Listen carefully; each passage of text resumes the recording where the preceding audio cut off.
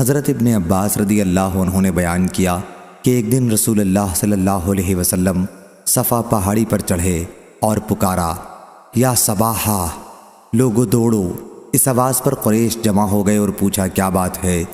حضرت صلی اللہ علیہ وسلم نے فرمایا، تمہاری کیا رائے ہے اگر میں تمہیں بتاؤں کہ دشمن صبح کے وقت یا شام کے وقت تم پر حملہ کرنے والا ہے، تو کیا تم میری بات کی تصدیق نہیں کرو گے؟ انہوں نے کہا کہ ہم آپ کی تصدیق کریں گے۔ آپ صلی اللہ علیہ وسلم نے فرمایا کہ پھر میں تم کو سخت ترین عذاب دوزخ سے پہلے ڈرانے والا ہوں۔ ابو لہب مردود بولا، تو ہلاک ہو جا، کیا تم نے اسی لیے ہمیں بلایا تھا؟ اس پر اللہ پاک نے آیت تبت یدا ابی لہب وتب نازل فرمائی۔ صحیح بخاری حدیث نمبر 4801۔ ابو ذر رضی اللہ عنہ نے بیان کیا کہ آفتاب غروب ہونے کے وقت میں مسجد میں نبی کریم صلی اللہ علیہ وسلم کے ساتھ موجود تھا۔ حضرت صلی اللہ علیہ وسلم نے فرمایا، ابو ذر تمہیں معلوم ہے یہ آفتاب کہاں غروب ہوتا ہے؟ میں نے عرض کیا اللہ اور اس کے رسول کو زیادہ علم ہے۔ آپ صلی اللہ علیہ وسلم نے فرمایا کہ یہ چلتا رہتا ہے یہاں تک کہ عرش کے نیچے سجدہ کرتا ہے، جیسا کہ ارشاد باری ہے کہ اور آفتاب اپنے ٹھکانے کی طرف چلتا رہتا ہے۔ یہ زبردست علم والے کا ٹھہرایا ہوا اندازہ ہے۔ صحیح بخاری حدیث نمبر 4802۔ عامش نے بیان کیا، ان سے ابراہیم تیمی نے، ان سے ان کے والد نے اور ان سے حضرت ابو ذر رضی اللہ عنہ نے کہ میں نے رسول اللہ صلی اللہ علیہ وسلم سے اللہ تعالیٰ کے فرمان اور سورج اپنے ٹھکانے کی طرف چلتا رہتا ہے کے متعلق سوال کیا، تو حضرت صلی اللہ علیہ وسلم نے فرمایا کہ اس کا ٹھکانہ عرش کے نیچے ہے۔ صحیح بخاری حدیث نمبر 4803۔ عبداللہ بن مسعود رضی اللہ عنہ نے بیان کیا کہ رسول کریم صلی اللہ علیہ وسلم نے فرمایا، کسی کے لیے مناسب نہیں کہ وہ یونس بن متی علیہ السلام سے بہتر ہونے کا دعویٰ کرے۔ صحیح بخاری حدیث نمبر 4804۔ محمد بن فلیح نے بیان کیا، انہوں نے کہا مجھ سے میرے والد نے بیان کیا، ان سے بنی عامر بن لوئی کے ہلال بن علی نے، ان سے عطا بن یسار نے اور ان سے حضرت ابو ہریرہ رضی اللہ عنہ نے کہ رسول اللہ صلی اللہ علیہ وسلم نے فرمایا، جو شخص یہ دعویٰ کرے کہ میں یونس بن متی علیہ السلام سے بہتر ہوں وہ جھوٹا ہے۔ صحیح بخاری حدیث نمبر 4805۔ شعبہ نے بیان کیا، ان سے عوام بن حوشب نے کہ میں نے مجاہد سے سورہ صاد میں سجدے کے متعلق پوچھا تو انہوں نے کہا کہ یہ سوال حضرت ابن عباس رضی اللہ عنہ سے بھی کیا گیا تھا، تو انہوں نے اس آیت کی تلاوت کی، یہی وہ لوگ ہیں جنہیں اللہ نے ہدایت دی تھی، پس آپ بھی انہی کی ہدایت کی اتباع کریں۔ اور ابن عباس رضی اللہ عنہ اس میں سجدہ کیا کرتے تھے۔ صحیح بخاری حدیث نمبر 4806۔ عوام بن حوشب نے بیان کیا کہ میں نے مجاہد سے سورہ صاد میں سجدے کے متعلق پوچھا تو انہوں نے کہا کہ میں نے حضرت ابن عباس رضی اللہ عنہ سے پوچھا تھا کہ اس صورت میں آیت سجدہ کے لیے دلیل کیا ہے؟ انہوں نے کہا کہ کیا تم سورہ انعام میں یہ نہیں پڑھتے کہ اور ان کی نسل سے داؤد اور سلیمان ہیں، یہی وہ لوگ ہیں جنہیں اللہ تعالیٰ نے یہ ہدایت دی تھی، سو آپ بھی ان کی ہدایت کی اتباع کریں۔ داؤد علیہ السلام بھی ان میں سے تھے جن کی اتباع کا حضور صلی اللہ علیہ وسلم کو حکم تھا، چونکہ داؤد علیہ السلام کے سجدے کا اس میں ذکر ہے، اس لیے حضرت صلی اللہ علیہ وسلم نے بھی اس موقع پر سجدہ کیا۔ اعجاب کا معنی عجیب القط، قط کہتے ہیں کاغذ کے ٹکڑے پرچے کو، یہاں نیکیوں کا پرچہ مراد ہے یا حساب کا پرچہ۔ اور مجاہد نے کہا فعزہ کے معنی یہ ہے کہ وہ شرارت و سرکشی کرنے والے ہیں۔ الملۃ الاخری سے مراد قریش کا دین ہے۔ اختلاق سے مراد جھوٹ، الاسباب آسمان کے راستے دروازے مراد ہیں۔ جند ما ہنالک الآیہ سے قریش کے لوگ مراد ہیں۔ اولئک الاحزاب سے اگلی امتیں مراد ہیں جن پر اللہ کا عذاب اترا۔ فواق کا معنی پھرنا لوٹنا۔ اجلنا قطنا میں قط سے عذاب مراد ہے۔ اتخذناہم سخریہ، ہم نے ان کو ٹھٹھے میں گھیر لیا تھا۔ اتراب جوڑ والے۔ اور ابن عباس رضی اللہ عنہ نے کہا عید کے معنی عبادت کی قوت، الابصار اللہ کے کاموں کو غور سے دیکھنے والے، حب الخیر ان ذکر ربی میں ان من کے معنی میں ہے۔ تفق مسحا، گھوڑوں کے پاؤں اور عیال پر محبت سے ہاتھ پھیرنا شروع کیا، یا بقول بعض تلوار سے ان کو کاٹنے لگے۔ قولا وتفق مصحاب السوق والاعناق يسمح اعراف الخیل واراقیبها حبالها۔ حاشیہ بخاری الاسواد کے معنی زنجیریں، صحیح بخاری حدیث نمبر 4807۔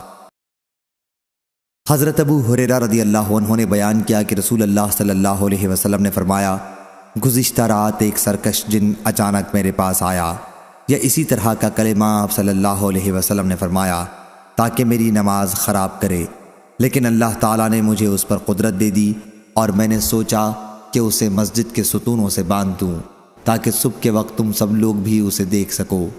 پھر مجھ کو اپنے بھائی سلیمان علیہ السلام کی دعا یاد آ گئی کہ اے میرے رب مجھے ایسی سلطنت دے کہ میرے بعد کسی کو میسر نہ ہو۔ روح نے کہا کہ حضرت صلی اللہ علیہ وسلم نے اس جن کو ذلت کے ساتھ بھگا دیا۔ صحیح بخاری حدیث نمبر 4808۔ جریر نے بیان کیا، ان سے عامش نے، ان سے ابو الدحیٰ نے، ان سے مسروق نے کہ ہم عبداللہ بن مسعود رضی اللہ عنہ کی خدمت میں حاضر ہوئے۔ انہوں نے کہا، اے لوگو، جس شخص کو کسی چیز کا علم ہو تو وہ اسے بیان کرے، اگر علم نہ ہو تو کہے کہ اللہ ہی کو زیادہ علم ہے، کیونکہ یہ بھی علم ہی ہے کہ جو چیز نہ جانتا ہو اس کے متعلق کہہ دے کہ اللہ ہی زیادہ جاننے والا ہے۔ اللہ تعالیٰ نے اپنے نبی صلی اللہ علیہ وسلم سے بھی کہہ دیا تھا کہ آپ کہہ دیجئے کہ میں تم سے قرآن یا تبلیغ وحی پر کوئی اجرت نہیں چاہتا ہوں، اور نہ میں بناوٹ کرنے والا ہوں، اور میں دخان دھوئیں کے بارے میں بتاؤں گا جس کا ذکر قرآن میں آیا ہے۔ رسول اللہ صلی اللہ علیہ وسلم نے قریش کو اسلام کی دعوت دی تو انہوں نے تاخیر کی۔ حضرت صلی اللہ علیہ وسلم نے ان کے حق میں بد دعا کی، اے اللہ ان پر یوسف علیہ السلام کے زمانے کسی قحط سالی کے ذریعے میری مدد کر۔ چنانچہ قحط پڑا اور اتنا زبردست کہ ہر چیز ختم ہو گئی، اور لوگ مردار اور چمڑے کھانے پر مجبور ہو گئے۔ بھوک کی شدت کی وجہ سے یہ حال تھا کہ آسمان کی طرف دھواں ہی دھواں نظر آتا۔ اس کے بارے میں اللہ تعالیٰ نے فرمایا کہ پس انتظار کرو اس دن کا جب آسمان کھلا ہوا دھواں لائے گا جو لوگوں پر چھا جائے گا، یہ دردناک عذاب ہے۔ بیان کیا کہ پھر قریش دعا کرنے لگے کہ اے ہمارے رب اس عذاب کو ہم سے ہٹا لے تو ہم ایمان لائیں گے، لیکن وہ نصیحت سننے والے کہاں؟ ان کے پاس تو رسول صاف معجزات و دلائل کے ساتھ آ چکا، اور وہ اس سے منہ موڑ چکے ہیں اور کہہ چکے ہیں کہ اسے تو سکھایا جا رہا ہے، یہ مجنون ہے۔ بے شک ہم تھوڑے دنوں کے لیے ان سے عذاب ہٹا لیں گے، یقیناً تم پھر کفر ہی کی طرف لوٹ جاؤ گے۔ کیا قیامت میں بھی عذاب ہٹایا جائے گا؟ ابن مسعود رضی اللہ عنہ نے بیان کیا کہ پھر یہ عذاب تو ان سے دور کر دیا گیا، لیکن جب وہ دوبارہ کفر میں مبتلا ہو گئے تو جنگ بدر میں اللہ نے انہیں پکڑا۔ اللہ تعالیٰ کے اس ارشاد میں اسی طرف اشارہ ہے کہ جس دن ہم سخت پکڑ کریں گے بلا شبہ ہم بدلہ لینے والے ہیں۔ صحیح بخاری حدیث نمبر 4809۔ سعید بن جبیر نے خبر دی اور انہیں حضرت ابن عباس رضی اللہ عنہ نے کہ مشرکین میں بعض نے قتل کا گناہ کیا تھا اور کثرت سے کیا تھا، اسی طرح زناکاری بھی کثرت سے کرتے رہے تھے۔ پھر وہ حضرت صلی اللہ علیہ وسلم کی خدمت میں آئے اور عرض کیا کہ آپ جو کچھ کہتے ہیں اور جس کی طرف دعوت دیتے ہیں یعنی اسلام، یقیناً اچھی چیز ہے، لیکن ہمیں یہ بتائیے کہ اب تک ہم نے جو گناہ کیے ہیں وہ اسلام لانے سے معاف ہوں گے یا نہیں۔ اس پر یہ آیت نازل ہوئی، اور وہ لوگ جو اللہ کے سوا اور کسی دوسرے معبود کو نہیں پکارتے اور کسی بھی جان کو قتل نہیں کرتے جس کا قتل کرنا اللہ نے حرام کیا ہے، ہاں مگر حق کے ساتھ۔ اور یہ آیت نازل ہوئی، آپ کہہ دیں کہ اے میرے بندو جو اپنے نفسوں پر زیادتیاں کر چکے ہو، اللہ کی رحمت سے نا امید مت ہو، بے شک اللہ سارے گناہوں کو معاف کر دے گا، بے شک وہ بڑا ہی بخشنے والا نہایت ہی مہربان ہے۔ صحیح بخاری حدیث نمبر 4810۔ شیبان بن عبد الرحمن نے بیان کیا، ان سے منصور نے، ان سے ابراہیم نخعی نے، ان سے عبیدہ سلمانی نے، اور ان سے حضرت عبداللہ بن مسعود رضی اللہ عنہ نے کہ علماء یہود میں سے ایک شخص رسول کریم صلی اللہ علیہ وسلم کے پاس آیا اور کہا کہ اے محمد صلی اللہ علیہ وسلم، ہم تو رات میں پاتے ہیں کہ اللہ تعالیٰ آسمانوں کو ایک انگلی پر رکھ لے گا، اس طرح زمین کو ایک انگلی پر، درختوں کو ایک انگلی پر، پانی اور مٹی ایک انگلی پر، اور تمام مخلوقات کو ایک انگلی پر، پھر فرمائے گا کہ میں ہی بادشاہ ہوں۔ حضرت صلی اللہ علیہ وسلم اس پر ہنس دیے اور آپ کے سامنے کے دانت دکھائی دینے لگے۔ آپ کا یہ ہنسنا اس یہودی عالم کی تصدیق میں تھا۔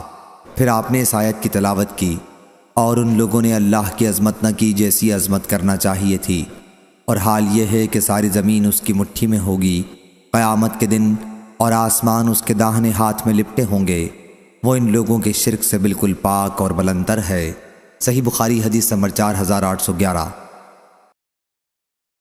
حضرت ابو ہریرہ رضی اللہ عنہ نے بیان کیا کہ میں نے رسول کریم صلی اللہ علیہ وسلم سے سنا، آپ فرما رہے تھے کہ قیامت کے دن اللہ ساری زمین کو اپنی مٹھی میں لے گا اور آسمان کو اپنے ہاتھ میں لپیٹ لے گا، پھر فرمائے گا آج حکومت صرف میری ہے، دنیا کے بادشاہ آج کہاں ہیں؟ صحیح بخاری حدیث نمبر 4812۔ عبد الرحیم نے خبر دی، انہیں زکریا بن ابی زائد نے، انہیں عامر نے، اور ان سے حضرت ابو ہریرہ رضی اللہ عنہ نے کہ نبی کریم صلی اللہ علیہ وسلم نے فرمایا، آخری مرتبہ سور پھونکے جانے کے بعد سب سے پہلے اپنا سر اٹھانے والا میں ہوں گا، لیکن اس وقت میں حضرت موسیٰ علیہ السلام کو دیکھوں گا کہ عرش کے ساتھ لپٹے ہوئے ہیں۔ اب مجھے نہیں معلوم کہ وہ پہلے ہی اسی طرح تھے یا دوسرے سور کے بعد مجھ سے پہلے اٹھ کر عرش الہی کو تھام لیں گے۔ صحیح بخاری حدیث نمبر 4813۔ عامش نے بیان کیا، انہوں نے ابو صالح سے سنا اور انہوں نے ابو ہریرہ رضی اللہ عنہ سے سنا کہ نبی کریم صلی اللہ علیہ وسلم نے فرمایا، دونوں سوروں کے پھونکے جانے کا درمیانی عرصہ 40 ہے۔ حضرت ابو ہریرہ رضی اللہ عنہ کے شاگردوں نے پوچھا، کیا 40 دن مراد ہیں؟ انہوں نے کہا کہ مجھے معلوم نہیں۔ پھر انہوں نے پوچھا 40 سال؟ اس پر بھی انہوں نے انکار کیا۔ پھر انہوں نے پوچھا 40 مہینے؟ اس کے متعلق بھی انہوں نے کہا کہ مجھے کوئی خبر نہیں۔ اس کے متعلق بھی انہوں نے کہا کہ مجھ کو خبر نہیں، اور ہر چیز فنا ہو جائے گی سوا ریڑھ کی ہڈی کے کہ اسی سے ساری مخلوق دوبارہ بنائی جائے گی۔ صحیح بخاری حدیث نمبر 4814۔ عروہ بن زبیر نے بیان کیا، آپ نے بیان کیا کہ میں نے عبداللہ بن عمرو بن العاص رضی اللہ عنہ سے پوچھا کہ رسول اللہ صلی اللہ علیہ وسلم کے ساتھ سب سے زیادہ سخت معاملہ مشرکین نے کیا کیا تھا؟ حضرت عبداللہ رضی اللہ عنہ نے بیان کیا کہ حضرت کعبے کے قریب نماز پڑھ رہے تھے کہ عقبہ بن ابی معیط آیا، اس نے آپ کا شانہ مبارک پکڑ کر آپ کی گردن میں اپنا کپڑا لپیٹ دیا اور اس کپڑے سے آپ کا گلا بڑی سختی کے ساتھ گھونٹنے لگا۔ اتنے میں حضرت ابو بکر صدیق رضی اللہ عنہ بھی آ گئے اور انہوں نے اس بدبخت کا مونڈھا پکڑ کر اسے حضرت صلی اللہ علیہ وسلم سے جدا کیا اور کہا کہ کیا تم ایک ایسے شخص کو قتل کر دینا چاہتے ہو جو کہتا ہے کہ میرا رب اللہ ہے اور وہ تمہارے رب کے پاس سے اپنی سچائی کے لیے روشن دلائل بھی ساتھ لایا ہے؟ صحیح بخاری حدیث نمبر 4815۔ یزید بن زرعی نے بیان کیا، ان سے روح بن قاسم نے، ان سے منصور نے، ان سے مجاہد نے، ان سے ابو معمر نے اور ان سے حضرت ابن مسعود رضی اللہ عنہ نے آیت اور تم اس بات سے اپنے کو چھپا نہیں سکتے تھے کہ تمہارے کان گواہی دیں گے کے متعلق کہا کہ قریش کے 2 آدمی اور بیوی کی طرف سے ان کے قبیلہ ثقیف کا کوئی رشتہ دار یا ثقیف کے 2 افراد تھے، اور بیوی کی طرف قریش کا کوئی رشتہ دار یہ خانہ کعبہ کے پاس بیٹھے ہوئے تھے۔ ان میں سے بعض نے کہا کہ کیا تمہارا خیال ہے کہ اللہ تعالی ہماری باتیں سنتا ہوگا؟ ایک نے کہا کہ بعض باتیں سنتا ہے، دوسرے نے کہا کہ اگر بعض باتیں سن سکتا ہے تو سب سنتا ہوگا۔ اس پر یہ آیت نازل ہوئی، اور تم اس بات سے اپنے کو چھپا ہی نہیں سکتے کہ تمہارے خلاف تمہارے کان اور تمہاری آنکھیں گواہی دیں گے، آخر آیت تک۔ صحیح بخاری حدیث نمبر 4816۔ عبداللہ رضی اللہ عنہ نے بیان کیا کہ خانہ کعبہ کے پاس 2 قریشی اور 1 ثقفی یا 1 قریشی اور 2 ثقفی مرد بیٹھے ہوئے تھے۔ ان کے پیٹ بہت موٹے تھے لیکن عقل سے کورے۔ ایک نے ان میں سے کہا تمہارا کیا خیال ہے، کیا اللہ ہماری باتوں کو سن رہا ہے؟ دوسرے نے کہا اگر ہم زور سے بولیں تو سنتا ہے لیکن آہستہ بولیں تو نہیں سنتا۔ تیسرے نے کہا اگر اللہ زور سے بولنے پر سن سکتا ہے تو آہستہ بولنے پر بھی ضرور سنتا ہوگا۔ اس پر یہ آیت اتری، کیا اور تم اس بات سے اپنے کو چھپا ہی نہیں سکتے کہ تمہارے کان اور تمہاری آنکھیں ہی اور تمہارے چمڑے گواہی دیں گے، آخر آیت تک۔ سفیان ہم سے یہ حدیث بیان کرتے تھے اور کہا کہ ہم سے منصور نے یا ابن نجیح نے یا حمید نے، ان میں سے کسی ایک نے یا کسی 2 نے یہ حدیث بیان کی۔ پھر آپ منصور ہی کا ذکر کرتے تھے اور دوسروں کا ذکر ایک سے زیادہ مرتبہ نہیں کیا۔ صحیح بخاری حدیث نمبر 4817۔ عبد الملک بن میسرہ نے بیان کیا کہ میں نے طاؤس سے سنا کہ حضرت ابن عباس رضی اللہ عنہ سے اللہ تعالیٰ کے ارشاد سوائے رشتہ داری کی محبت کے متعلق پوچھا گیا تو سعید بن جبیر نے فرمایا کہ آل محمد صلی اللہ علیہ وسلم کی قرابت داری مراد ہے۔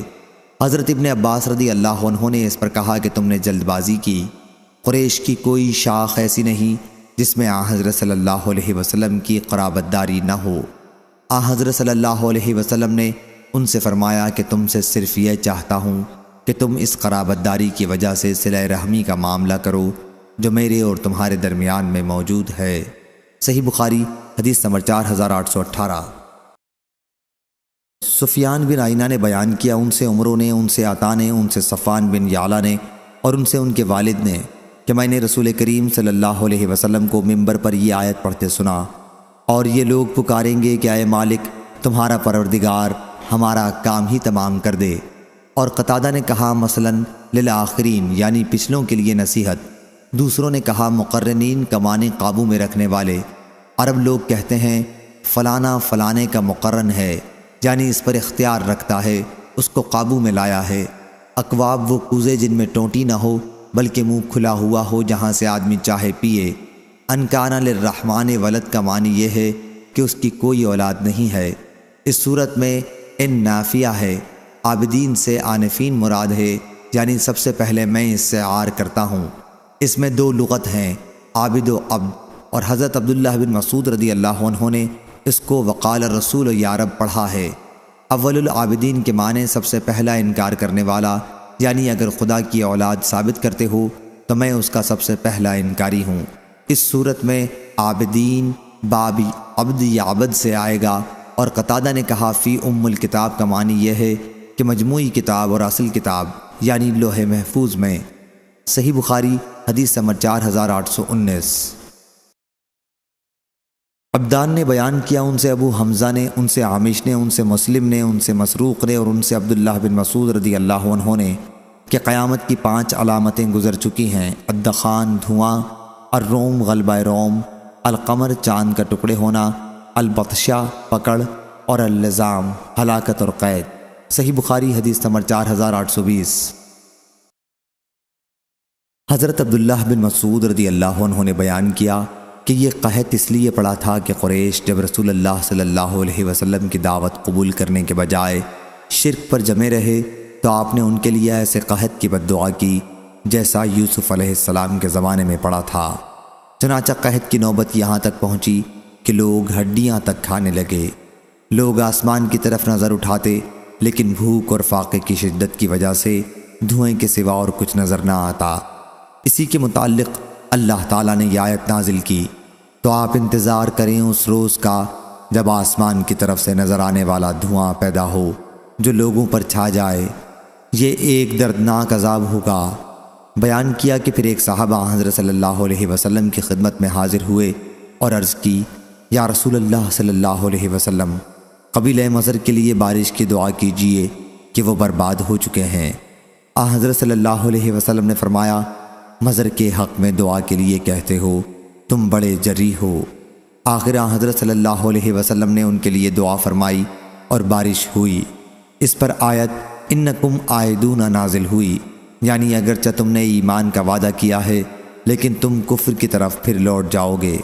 چنانچہ جب پھر ان میں خوشحالی ہوئی تو شرک کی طرف لوٹ گئے اور اپنے ایمان کے وعدے کو بھلا دیا، جس پر اللہ تعالیٰ نے یہ آیت نازل کی، جس روز ہم بڑی سخت پکڑ پکڑیں گے اس روز ہم پورا بدلہ لے لیں گے۔ بیان کیا اس آیت سے مراد بدر کی لڑائی ہے۔ صحیح بخاری حدیث نمبر 4821۔ مسروق نے بیان کیا کہ میں عبداللہ بن مسعود رضی اللہ عنہ کی خدمت میں حاضر ہوا۔ انہوں نے کہا کہ یہ بھی علم ہی ہے کہ تمہیں اگر کوئی بات معلوم نہیں ہے تو اس کے متعلق یوں کہہ دو کہ اللہ ہی زیادہ جاننے والا ہے۔ اللہ تعالیٰ نے اپنے نبی صلی اللہ علیہ وسلم سے فرمایا کہ آپ اپنی قوم سے کہہ دیں کہ میں تم سے کسی اجرت کا طالب نہیں ہوں اور نہ میں بناوٹی باتیں کرتا ہوں۔ جب قریش حضور اکرم صلی اللہ علیہ وسلم کو تکلیف پہنچانے اور آپ صلی اللہ علیہ وسلم کے ساتھ معاندانہ روش میں برابر بڑھتے رہے تو آپ صلی اللہ علیہ وسلم نے ان کے لیے بد دعا کی کہ اے اللہ ان کے خلاف میری مدد ایسے قحط کے ذریعے کر جیسا کہ یوسف علیہ السلام کے زمانے میں پڑا تھا۔ چنانچہ قحط پڑا اور بھوک کی شدت کا یہ حال ہوا کہ لوگ ہڈیاں اور مردار کھانے لگ گئے۔ لوگ آسمان کی طرف دیکھتے تھے لیکن فاقے کی وجہ سے دھوئیں کے سوا اور کچھ نظر نہ آتا۔ آخر انہوں نے کہا کہ اے ہمارے پروردگار ہم سے اس عذاب کو دور کر، ہم ضرور ایمان لے آئیں گے۔ لیکن اللہ تعالیٰ نے ان سے کہہ دیا تھا کہ اگر ہم نے یہ عذاب دور کر دیا تو پھر بھی تم اپنی پہلی حالت پر لوٹ آؤ گے۔ حضرت صلی اللہ علیہ وسلم نے ان کے حق میں دعا کی اور یہ عذاب ان سے ہٹ گیا، لیکن وہ پھر بھی کفر و شرک پر ہی جمے رہے۔ اس کا بدلہ اللہ تعالیٰ نے بدر کی لڑائی میں لیا۔ یہی واقعہ آیت یوم تاتی السماء بدخان مبین آخر تک میں بیان ہوا ہے۔ صحیح بخاری حدیث نمبر 4822۔ مسروق نے بیان کیا کہ میں عبداللہ بن مسعود رضی اللہ عنہ کی خدمت میں حاضر ہوا۔ انہوں نے فرمایا کہ جب نبی کریم صلی اللہ علیہ وسلم نے قریش کو اسلام کی دعوت دی تو انہوں نے آپ کو جھٹلایا اور آپ کے ساتھ سرکشی کی۔ حضرت صلی اللہ علیہ وسلم نے ان کے لیے بد دعا کی کہ اے اللہ میری ان کے خلاف یوسف علیہ السلام جیسے قحط کے ذریعے مدد فرما۔ چنانچہ قحط پڑا اور ہر چیز ختم ہو گئی۔ لوگ مردار کھانے لگے۔ کوئی شخص کھڑا ہو کر آسمان کی طرف دیکھتا تو بھوک اور فاقے کی وجہ سے آسمان اور اس کے درمیان دھواں ہی دھواں نظر آتا۔ پھر آپ نے اس آیت کی تلاوت شروع کی تو آپ انتظار کریں اس روز کا جب آسمان کی طرف سے نظر آنے والا ایک دھواں پیدا ہو جو لوگوں پر چھا جائے۔ یہ ایک دردناک عذاب ہوگا، بے شک ہم چندے اس عذاب کو ہٹا لیں گے اور تم بھی اپنی پہلی حالت پر لوٹ آؤ گے۔ عبداللہ بن مسعود رضی اللہ عنہ نے فرمایا کیا قیامت کے عذاب سے بھی وہ بچ سکیں گے؟ فرمایا کہ سخت پکڑ بدر کی لڑائی میں ہوئی تھی۔ صحیح بخاری حدیث نمبر 4823۔ حضرت عبداللہ بن مسعود رضی اللہ عنہ نے کہا کہ اللہ تعالیٰ نے محمد صلی اللہ علیہ وسلم کو مبعوث کیا اور آپ نے فرمایا کہہ دو کہ میں تم سے کسی اجر کا طالب نہیں ہوں اور نہ میں بناوٹی باتیں کرنے والوں میں سے ہوں۔ پھر جب آپ نے دیکھا کہ قریش اناج سے باز نہیں آتے تو آپ صلی اللہ علیہ وسلم نے ان کے لیے بد دعا کی کہ اے اللہ ان کے خلاف میری مدد ایسے قحط سے کر جیسا کہ یوسف علیہ السلام کے زمانے میں پڑا تھا۔ قحط پڑا اور ہر چیز ختم ہو گئی۔ لوگ ہڈیوں اور چمڑے کھانے پر مجبور ہو گئے۔ سلیمان اور منصور راویان حدیث میں سے ایک نے بیان کیا کہ وہ چمڑے اور مردار کھانے پر مجبور ہو گئے اور زمین سے دھواں سا نکلنے لگا۔ آخر ابو سفیان آئے اور کہا کہ اے محمد صلی اللہ علیہ وسلم آپ کی قوم ہلاک ہو چکی، اللہ سے دعا کیجئے کہ ان سے قحط کو دور کر دے۔ حضرت صلی اللہ علیہ وسلم نے دعا فرمائی اور قحط ختم ہو گیا، لیکن اس کے بعد وہ پھر کفر کی طرف لوٹ گئے۔ منصور کی روایت میں ہے کہ پھر آپ نے یہ آیت پڑھی تو آپ اس روز کا انتظار کریں جب آسمان کی طرف ایک نظر آنے والا دھواں پیدا ہو آئے دون تک۔ کیا آخرت کا عذاب بھی ان سے دور ہو سکے گا؟ دھواں اور سخت پکڑ اور ہلاکت گزر چکے۔ بعض نے چاند اور بعض نے غلبہ روم کا بھی ذکر کیا ہے کہ یہ بھی گزر چکا ہے۔ صحیح بخاری حدیث نمبر 4824۔ وکیع نے بیان کیا ان سے عامش نے، ان سے مسلم نے، ان سے مسروق نے اور ان سے عبداللہ رضی اللہ عنہ نے بیان کیا کہ 5 قرآن مجید کی پیشین گوئیاں گزر چکی ہیں۔ لزام، بدر کی لڑائی کی ہلاکت، الروم، غلبہ روم، البطشہ، سخت پکڑ، القمر، چاند کے ٹکڑے ہونا اور الدخان، دھواں، شدت فاقہ کی وجہ سے۔ صحیح بخاری حدیث نمبر 4825۔ ابو ہریرہ رضی اللہ عنہ نے بیان کیا کہ رسول اللہ صلی اللہ علیہ وسلم نے فرمایا اللہ تعالیٰ فرماتا ہے کہ ابن آدم مجھے تکلیف پہنچاتا ہے، وہ زمانے کو گالی دیتا ہے حالانکہ میں ہی زمانہ ہوں، میرے ہی ہاتھ میں سب کچھ ہے، میں رات اور دن کو عدلتا بدلتا رہتا ہوں۔ صحیح بخاری حدیث نمبر 4826۔ یوسف بن ماہک نے بیان کیا کہ مروان کو حضرت معاویہ رضی اللہ عنہ نے حجاز کا امیر گورنر بنایا تھا۔ اس نے ایک موقع پر خطبہ دیا اور خطبے میں یزید بن معاویہ کا بار بار ذکر کیا تاکہ اس کے والد حضرت معاویہ رضی اللہ عنہ کے بعد اس سے لوگ بیعت کریں۔ اس پر عبد الرحمن بن ابی بکر رضی اللہ عنہ نے اعتراضاً کچھ فرمایا۔ مروان نے کہا اسے پکڑ لو عبد الرحمن اپنی بہن حضرت عائشہ رضی اللہ عنہا کے گھر میں چلے گئے تو وہ لوگ پکڑ نہیں سکے۔ اس پر مروان بولا کہ اسی شخص کے بارے میں قرآن کی آیت نازل ہوئی تھی کہ اور جس شخص نے اپنے ماں باپ سے کہا کہ تف ہے تم پر، کیا تم مجھے خبر دیتے ہو؟ اس پر عائشہ رضی اللہ عنہا نے کہا کہ ہمارے آل ابی بکر کے بارے میں اللہ تعالیٰ نے کوئی آیت نازل نہیں کی، بلکہ تہمت سے میری برات ضرور نازل کی تھی۔ صحیح بخاری حدیث نمبر 4827۔ ابو نضر نے بیان کیا، ان سے سلیمان بن یسار نے اور ان سے نبی کریم صلی اللہ علیہ وسلم کی زوجہ مطہرہ حضرت عائشہ رضی اللہ عنہا نے بیان کیا کہ میں نے نبی کریم صلی اللہ علیہ وسلم کو کبھی اس طرح ہنستے نہیں دیکھا کہ آپ کے حلق کا کوا نظر آ جائے، بلکہ آپ تبسم فرمایا کرتے تھے۔ بیان کیا کہ جب بھی آپ بادل یا ہوا دیکھتے تو گھبراہٹ اور اللہ کا خوف آپ کے چہرے مبارک سے پہچان لیا جاتا۔ صحیح بخاری حدیث نمبر 4828۔ ام المومنین حضرت عائشہ صدیقہ رضی اللہ عنہا نے حضرت صلی اللہ علیہ وسلم سے عرض کیا کہ یا رسول اللہ صلی اللہ علیہ وسلم، جب لوگ بادل دیکھتے ہیں تو خوش ہوتے ہیں کہ اس سے بارش برسے گی، لیکن اس کے برخلاف آپ کو میں دیکھتی ہوں کہ جب آپ بادل دیکھتے ہیں تو ناگواری کا اثر آپ کے چہرے پر نمایاں ہو جاتا ہے۔ آپ صلی اللہ علیہ وسلم نے فرمایا، اے عائشہ، کیا ضمانت ہے کہ اس میں عذاب نہ ہو؟ ایک قوم عاد پر ہوا کا عذاب آیا تھا، انہوں نے جب عذاب دیکھا تو بولے کہ یہ تو بادل ہے جو ہم پر برسے گا۔ صحیح بخاری حدیث نمبر 4829۔ حضرت ابو ہریرہ رضی اللہ عنہ نے بیان کیا کہ نبی کریم صلی اللہ علیہ وسلم نے فرمایا، اللہ تعالیٰ نے مخلوق پیدا کی، جب وہ اس کی پیدائش سے فارغ ہوا تو رحم نے کھڑے ہو کر رحم کرنے والے اللہ کے دامن میں پناہ لی۔ اللہ تعالیٰ نے اس سے فرمایا کہ تجھے یہ پسند نہیں کہ جو تجھ کو جوڑے میں بھی اسے جوڑوں، اور جو تجھے توڑے میں بھی اسے توڑوں۔ رحم نے عرض کیا، ہاں میرے رب۔ اللہ تعالیٰ نے فرمایا، پھر ایسا ہی ہوگا۔ حضرت ابو ہریرہ رضی اللہ عنہ نے کہا کہ اگر تمہارا جی چاہے تو یہ آیت پڑھ لو، اگر تم کنارہ کش رہو تو آیا تم کو یہ احتمال بھی ہے کہ تم لوگ دین میں فساد مچا دو گے اور آپس میں قطع تعلق کر لو گے۔ صحیح بخاری حدیث نمبر 4830۔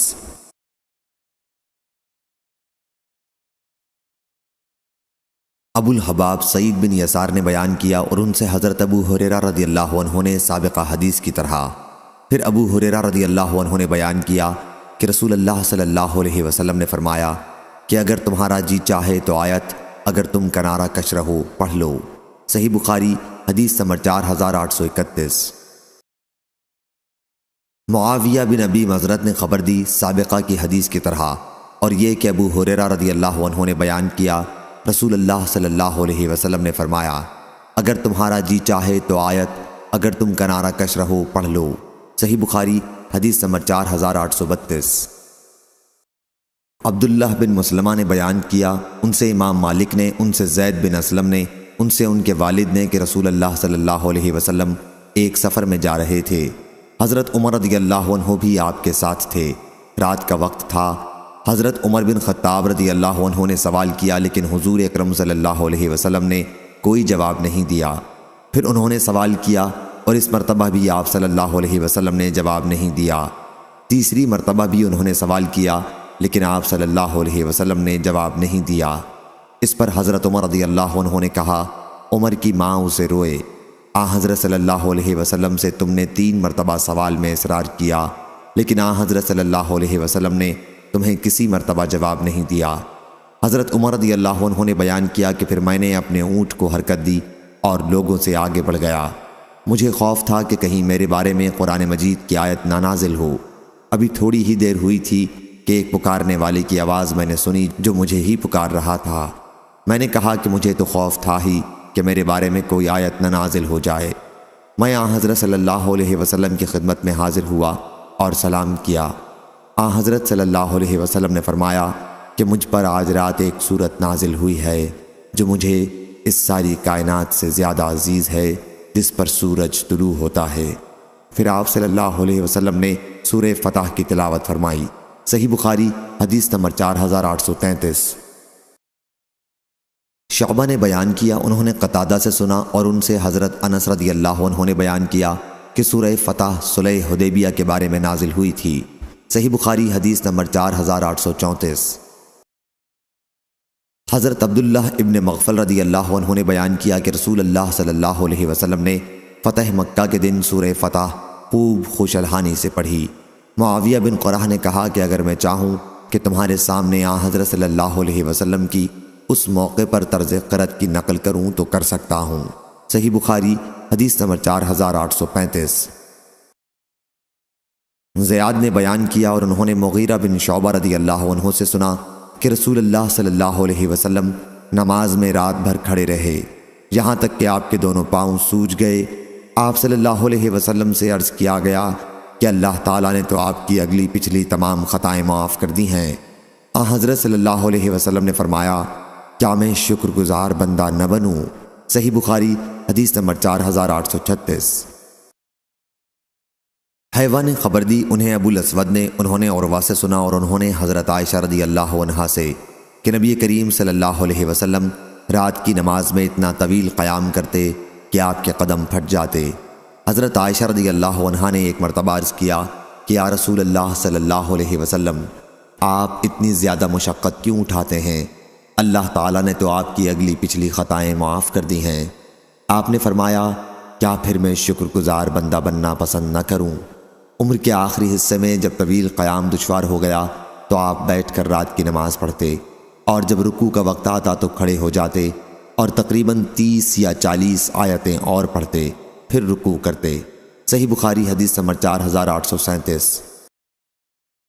عبد العزیز بن ابی سلمہ رضی اللہ عنہ نے بیان کیا ان سے ہلال بن ابی ہلال نے ان سے عطا بن یسار نے اور ان سے عبداللہ بن عمرو بن عاص رضی اللہ عنہ نے کہ یہ آیت جو قرآن میں ہے اے نبی بے شک ہم نے آپ کو گواہی دینے والا اور ڈرانے والا بنا کر بھیجا ہے۔ تو حضرت صلی اللہ علیہ وسلم کے متعلق یہی اللہ تعالیٰ نے توریت میں بھی فرمایا تھا اے نبی بے شک ہم نے آپ کو گواہی دینے والا اور بشارت دینے والا اور ان پڑھوں عربوں کی حفاظت کرنے والا بنا کر بھیجا ہے۔ آپ میرے بندے ہیں اور میرے رسول ہیں، میں نے آپ کا نام متوکل رکھا۔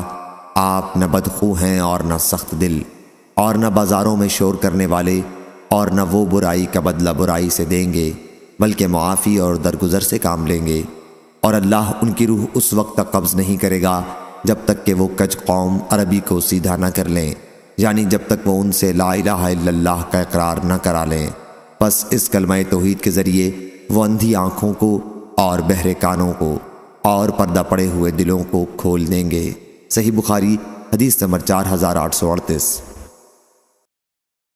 حضرت برا رضی اللہ عنہ نے بیان کیا کہ نبی کریم صلی اللہ علیہ وسلم کے ایک صحابی حضرت اسید بن حضیر رضی اللہ عنہ رات میں سورہ کہف پڑھ رہے تھے۔ ان کا ایک گھوڑا جو گھر میں بندھا ہوا تھا بدکنے لگا تو وہ صحابی نکلے، انہوں نے کوئی خاص چیز نہیں دیکھی، وہ گھوڑا پھر بھی بدک رہا تھا۔ صبح کے وقت وہ صحابی حضرت صلی اللہ علیہ وسلم کی خدمت میں حاضر ہوئے اور رات کا واقعہ بیان کیا۔ آپ نے فرمایا کہ وہ چیز جس سے گھوڑا بتکا تھا سکنیت تھی جو قرآن کی وجہ سے نازل ہوئی۔ صحیح بخاری حدیث نمبر 4839۔ حضرت جابر رضی اللہ عنہ نے بیان کیا کہ صلح حدیبیہ کے موقع پر لشکر میں ہم مسلمان 1400 تھے۔ صحیح بخاری حدیث نمبر 4840۔ قتادہ نے بیان کیا انہوں نے عقبہ بن صہبان سے سنا اور انہوں نے عبداللہ بن مغفل مزنی رضی اللہ عنہ سے انہوں نے کہا کہ میں درخت کے نیچے بیعت میں موجود تھا۔ رسول اللہ صلی اللہ علیہ وسلم نے 2 انگلیوں کے درمیان کنکری لے کر پھینکنے سے منع فرمایا۔ صحیح بخاری حدیث نمبر 4841۔ عقبہ بن صہبان سے بیان کیا کہ میں نے عبداللہ بن مغفل مزنی رضی اللہ عنہ سے غسل خانے میں پیشاب کرنے کے متعلق سنا، یعنی یہ کہ آپ نے اس سے منع فرمایا۔ صحیح بخاری حدیث نمبر 4842۔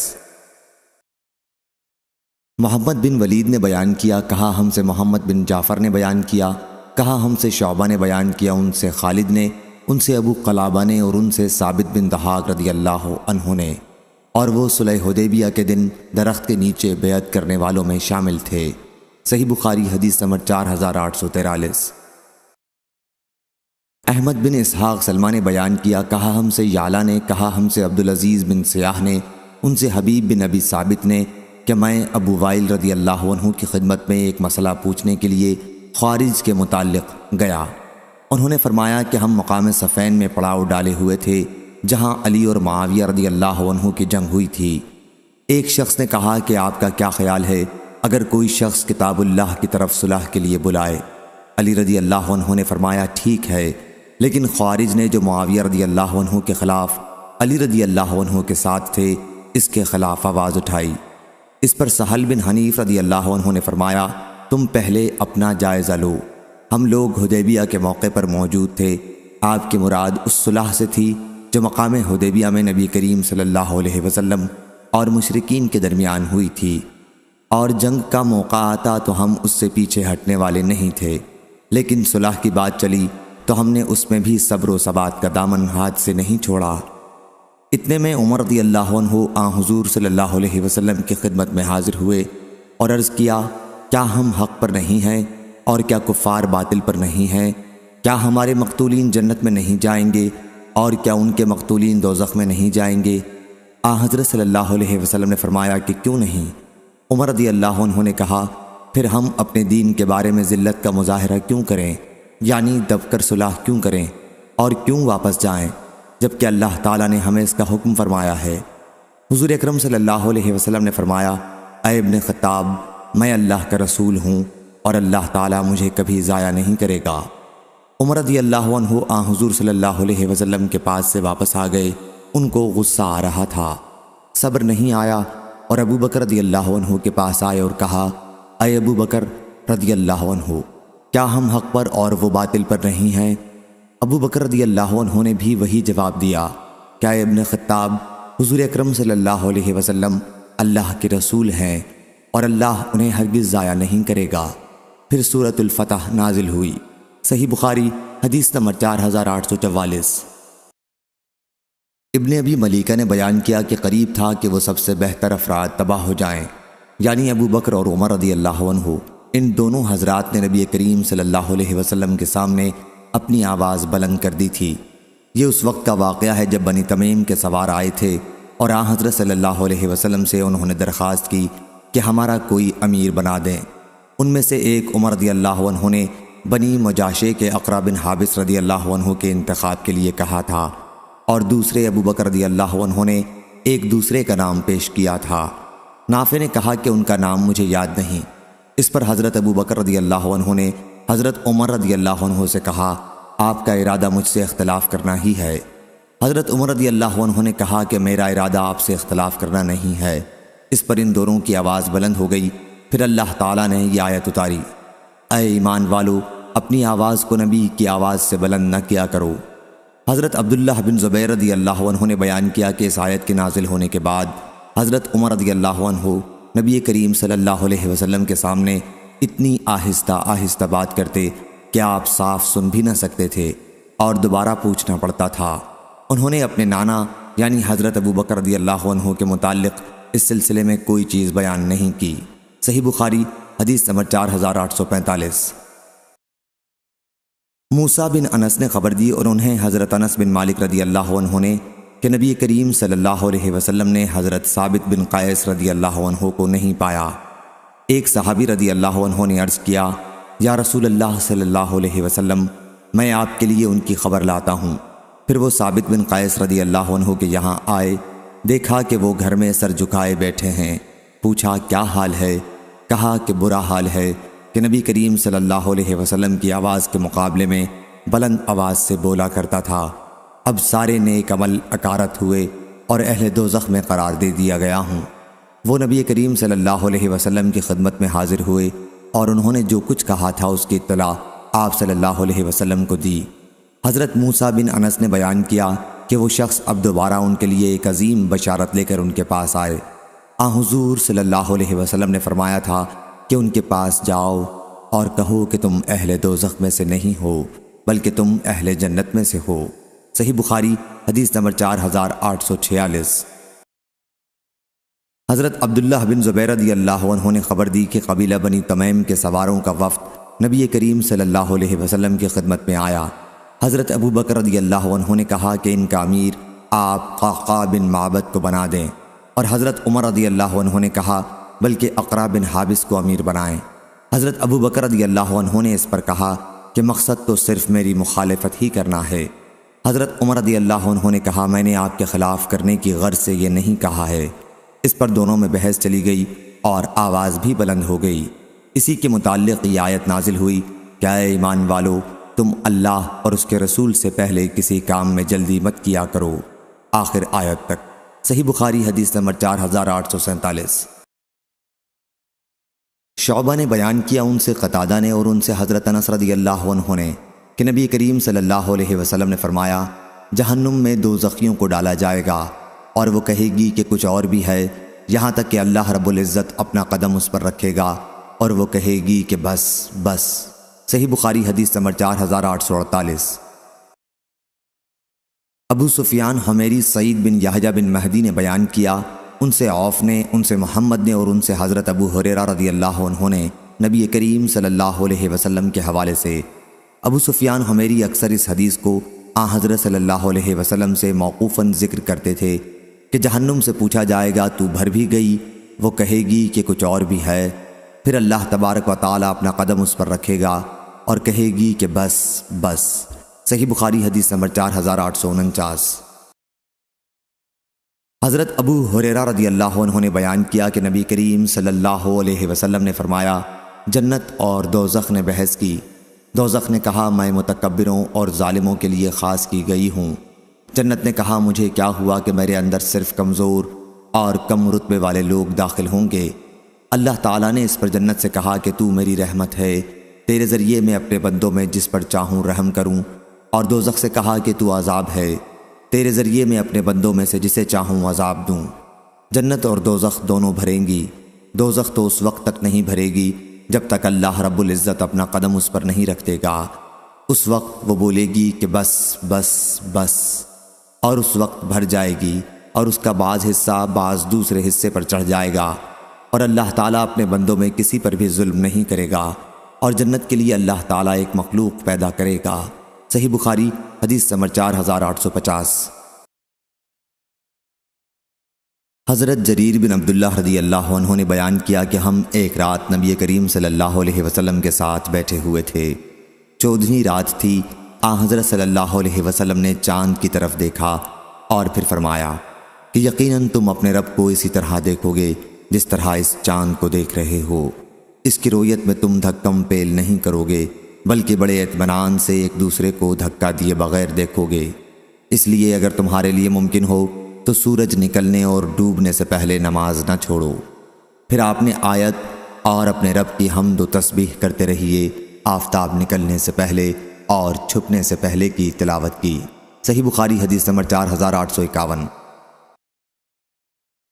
مجاہد نے بیان کیا کہ حضرت ابن عباس رضی اللہ عنہ نے انہیں تمام نمازوں کے بعد تسبیح پڑھنے کا حکم دیا تھا۔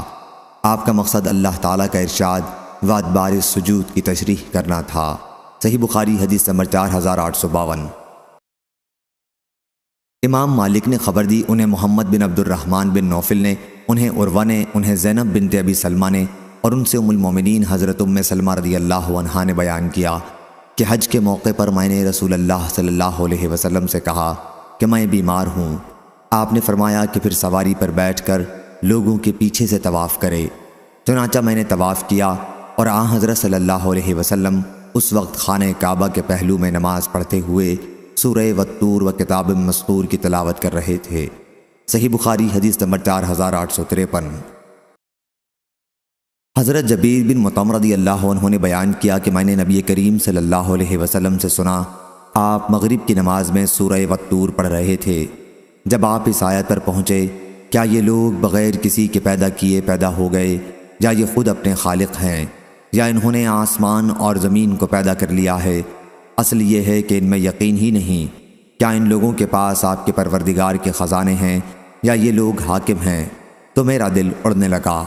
حضرت سفیان نے بیان کیا لیکن میں نے ظاہری سے سنا ہے، وہ محمد بن جبیر بن مطعم سے روایت کرتے تھے، ان سے ان کے والد حضرت جبیر بن مطعم رضی اللہ عنہ نے بیان کیا کہ میں نے نبی کریم صلی اللہ علیہ وسلم کو مغرب میں سورہ والطور پڑھتے سنا۔ سفیان نے کہا کہ میرے ساتھیوں نے اس کے بعد جو اضافہ کیا ہے وہ میں نے زہری سے نہیں سنا۔ صحیح بخاری حدیث نمبر 4854۔ مسروق نے بیان کیا کہ میں نے حضرت عائشہ رضی اللہ عنہا سے پوچھا، اے ایمان والوں کی ماں، کیا حضرت محمد صلی اللہ علیہ وسلم نے معراج کی رات میں اپنے رب کو دیکھا تھا؟ حضرت عائشہ رضی اللہ عنہا نے کہا، تم نے ایسی بات کہی کہ میرے رونگٹے کھڑے ہو گئے۔ کیا تم ان 3 باتوں سے بھی ناواقف ہو؟ جو شخص بھی تم میں سے یہ 3 باتیں بیان کرے وہ جھوٹا ہے۔ جو شخص یہ کہتا ہو کہ حضرت محمد صلی اللہ علیہ وسلم نے شب معراج میں اپنے رب کو دیکھا تھا وہ جھوٹا ہے۔ پھر انہوں نے آیت لا تدرکہ الابصار سے لے کر من وراء حجاب تک کی تلاوت کی اور کہا کہ کسی انسان کے لیے ممکن نہیں کہ اللہ سے بات کرے سوائے اس کے کہ وحی کے ذریعے ہو یا پھر پردے کے پیچھے ہو، اور جو شخص تم سے کہے کہ آن حضرت صلی اللہ علیہ وسلم آنے والے کل کی بات جانتے تھے وہ بھی جھوٹا ہے۔ اس کے لیے انہوں نے آیت وما تدری نفسی ما اکتسب غدا یعنی اور کوئی شخص نہیں جانتا کہ کل کیا کرے گا کی تلاوت فرمائی۔ اور جو شخص تم میں سے کہے کہ آن حضرت صلی اللہ علیہ وسلم نے تبلیغ دین میں کوئی بات چھپائی تھی وہ بھی جھوٹا ہے۔ پھر انہوں نے یہ آیت تلاوت کی یا ایھا الرسول بلغ ما انزل الیک من ربک یعنی اے رسول پہنچا دیجئے وہ سب کچھ جو آپ کے رب کی طرف سے آپ پر اتارا گیا ہے۔ ہاں آن حضرت صلی اللہ علیہ وسلم نے حضرت جبریل علیہ السلام کو ان کی اصل صورت میں 2 مرتبہ دیکھا تھا۔ صحیح بخاری حدیث نمبر 4855۔ سلیمان شیبانی نے بیان کیا، کہا کہ میں نے زر بن حبیش سے سنا اور انہوں نے حضرت عبداللہ بن مسعود رضی اللہ عنہ سے آیت فکانہ قاب قوسین او ادنا یعنی صرف 2 کمانوں کا فاصلہ رہ گیا تھا بلکہ اور بھی کم۔ پھر اللہ نے اپنے بندے پر وحی نازل کی، جو کچھ بھی نازل کیا کے متعلق بیان کیا کہ ہم سے حضرت عبداللہ بن مسعود رضی اللہ عنہ نے بیان کیا کہ رسول اللہ صلی اللہ علیہ وسلم نے حضرت جبریل علیہ السلام کو ان کی اصل صورت میں دیکھا تھا، ان کے 600 پر تھے۔ صحیح بخاری حدیث نمبر 4856۔ سلیمان شیبانی نے بیان کیا کہ میں نے زر بن حبیش سے اس آیت کے بارے میں پوچھا، فکانہ قاب قوسین یعنی 102 کمانوں کا فاصلہ رہ گیا بلکہ اور بھی کم۔ پھر اللہ نے اپنے بندے پر وحی نازل کی، جو کچھ بھی نازل کیا تو انہوں نے بیان کیا کہ ہمیں حضرت عبداللہ بن مسعود رضی اللہ عنہ نے خبر دی کہ حضرت محمد صلی اللہ علیہ وسلم نے حضرت جبریل علیہ السلام کو دیکھا جن کے 600 پر تھے۔ صحیح بخاری حدیث نمبر 4857۔ سفیان زہری نے بیان کیا، ان سے عامش نے، ان سے ابراہیم نخعی نے، ان سے علقمہ نے اور ان سے حضرت عبداللہ بن مسعود رضی اللہ عنہ نے آیت لقد رأى من آیات ربہ الکبریٰ یعنی آپ نے اپنے رب کی عظیم نشانیاں دیکھیں کے متعلق بتلایا کہ حضور اکرم صلی اللہ علیہ وسلم نے رف رف سبز فرش کو دیکھا جس نے آسمان کے کناروں کو ڈھانپ لیا تھا۔ صحیح بخاری حدیث نمبر 4858۔ ابو جوزہ نے بیان کیا اور ان سے حضرت ابن عباس رضی اللہ عنہ نے لات اور عزا کے حال میں کہا کہ لات ایک شخص کو کہتے ہیں جو حاجیوں کے لیے ستو گھولتا تھا۔ صحیح بخاری حدیث نمبر 4859۔ حضرت ابو ہریرہ رضی اللہ عنہ نے بیان کیا کہ رسول اللہ صلی اللہ علیہ وسلم نے فرمایا، جو شخص قسم کھائے اور کہے کہ قسم ہے لات اور عزا کی تو اسے تجدید ایمان کے لیے کہنا چاہیے لا الہ الا اللہ، اور جو شخص اپنے ساتھی سے یہ کہے کہ آؤ جوا کھیلیں تو اسے صدقہ دینا چاہیے۔ صحیح بخاری حدیث نمبر 4860۔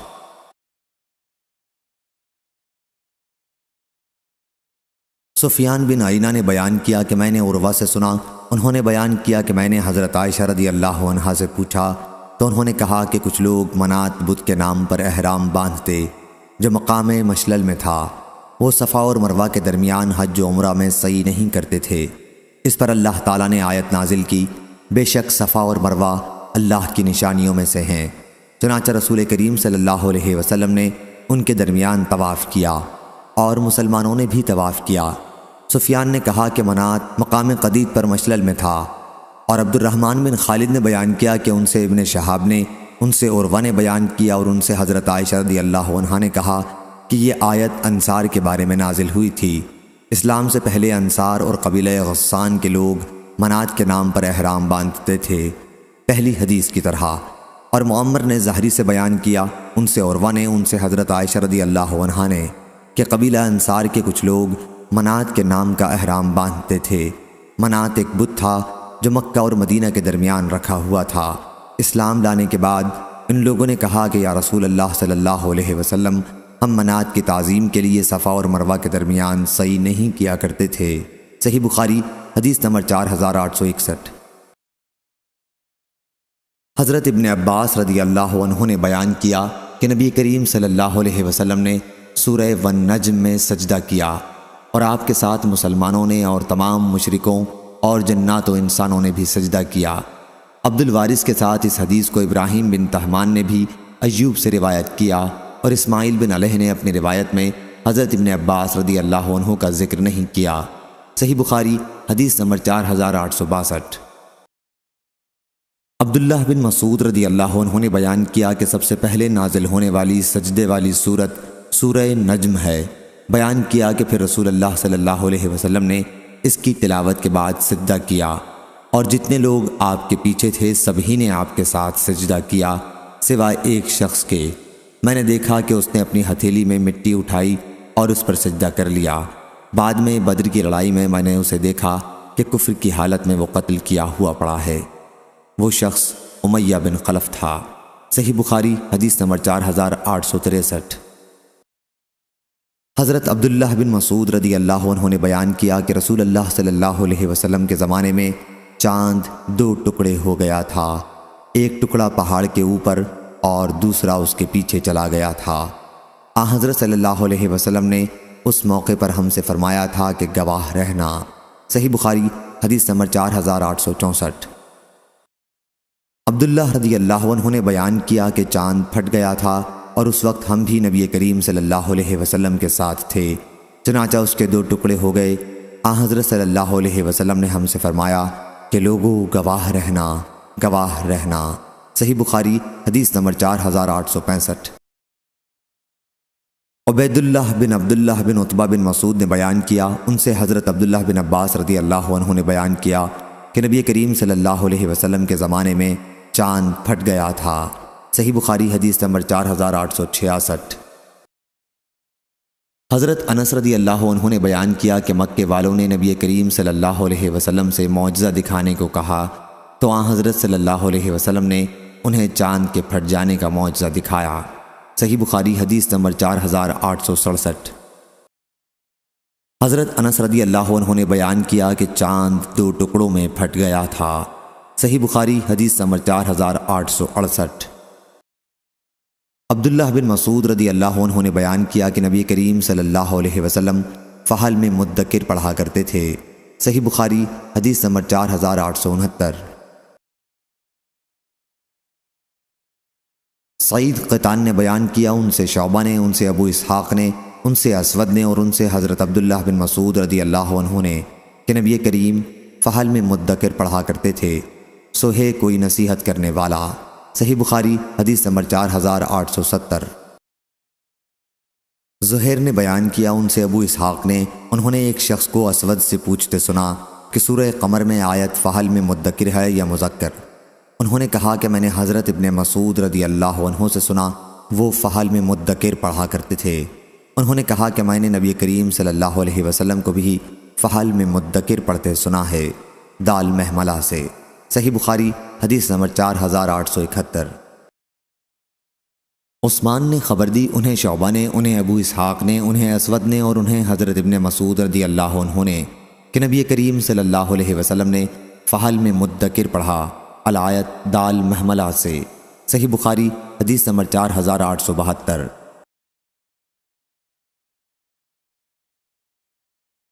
شعبہ نے بیان کیا، ان سے ابو اسحاق نے، ان سے اسود نے اور ان سے حضرت عبداللہ بن مسعود رضی اللہ عنہ نے کہ رسول اللہ صلی اللہ علیہ وسلم فحل میں مدکر دال محملہ سے پڑھا تھا۔ صحیح بخاری حدیث نمبر 4873۔ وکی نے بیان کیا، ان سے اسرائیل نے، ان سے ابو اسحاق نے، ان سے اسود بن یزید نے اور ان سے حضرت عبداللہ بن مسعود رضی اللہ عنہ نے کہ میں نے نبی کریم صلی اللہ علیہ وسلم کے سامنے فحل میں مذکر پڑھا تو آپ نے فرمایا کہ فحل میں مدکر یعنی دال محملہ سے پڑھو۔ صحیح بخاری حدیث نمبر 4874۔ خالد حذا نے بیان کیا ان سے اکرمہ نے اور ان سے ابن عباس رضی اللہ عنہ نے دوسری سند، اور مجھ سے محمد بن یحییٰ ذہلی نے بیان کیا، کہا ہم سے عفان بن مسلم نے بیان کیا، ان سے وہیب نے، کہا ہم سے خالد حذا نے بیان کیا، ان سے اکرمہ نے اور ان سے ابن عباس رضی اللہ عنہ نے کہ رسول اللہ صلی اللہ علیہ وسلم جب کہ آپ بدر کی لڑائی کے ایک دن ایک خیمے میں تھے اور یہ دعا کر رہے تھے کہ اے اللہ میں تجھے تیرا عہد اور وعدہ نصرت یاد دلاتا ہوں، اے اللہ تیری مرضی ہے، اگر تو چاہے ان تھوڑے سے مسلمانوں کو بھی ہلاک کر دے، پھر آج کے بعد تیری عبادت باقی نہیں رہے گی۔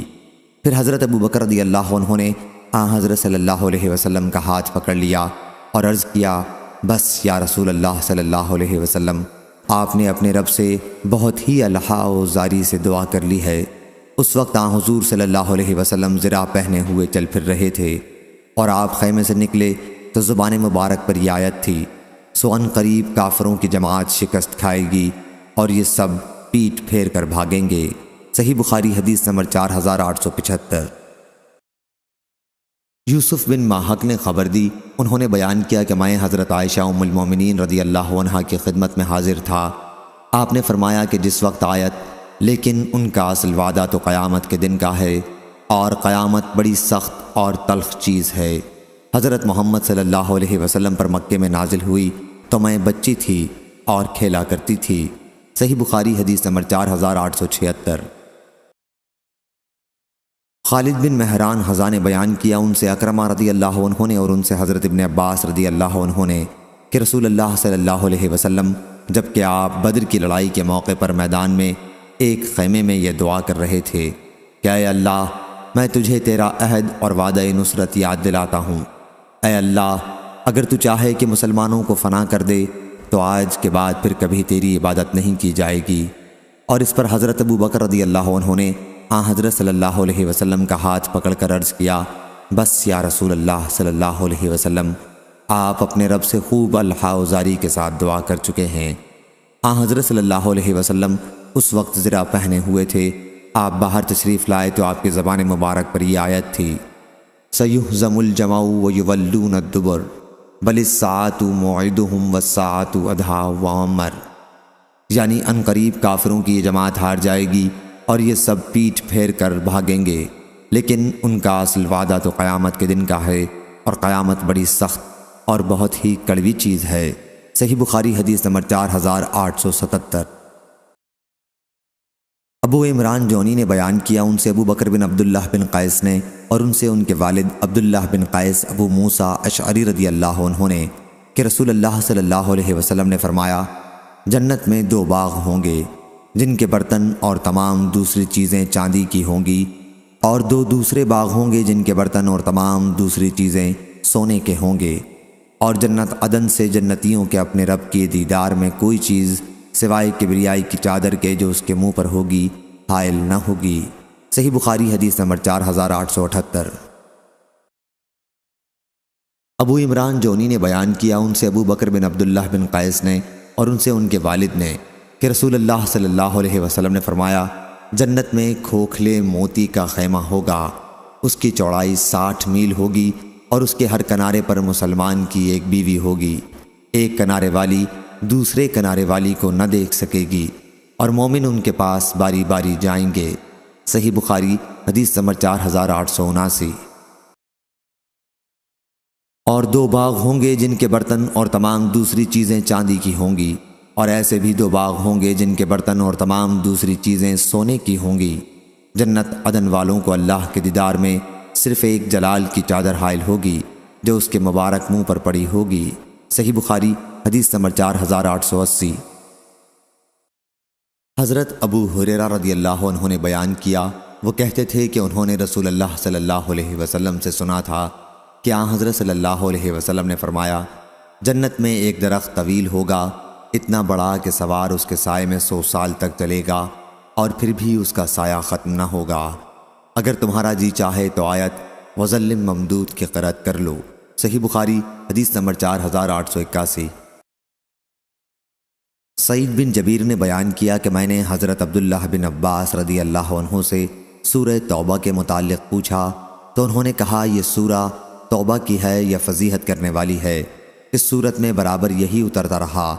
بعض لوگ ایسے ہیں اور بعض لوگ ایسے ہیں، یہاں تک کہ لوگوں کو گمان ہوا یہ صورت کسی کا کچھ بھی نہیں چھوڑے گی بلکہ سب کے بھید کھول دے گی۔ بیان کیا کہ میں نے سورۃ الانفال کے متعلق پوچھا تو فرمایا کہ یہ جنگ بدر کے بارے میں نازل ہوئی تھی۔